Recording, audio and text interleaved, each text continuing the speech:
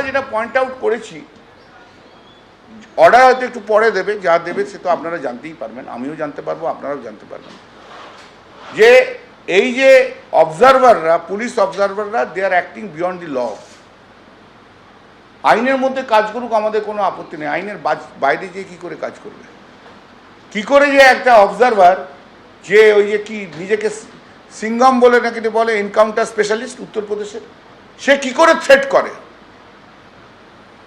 ভোটারদের কি করে ইন্টিমিডেট করে, ওর বিরুদ্ধেই তো ক্রিমিনাল কেস হওয়া উচিত।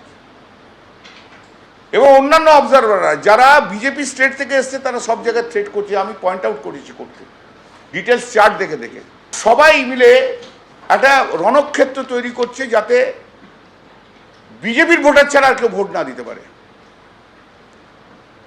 এবং আজকে ইলেকশন কমিশনের কাউন্সিল কোর্টে বলল যে গভর্নরের house is the control room of that everything.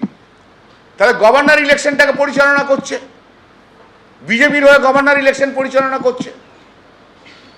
Governor is ex police officer, police অফিসাররা যা ইচ্ছা তাই করছে।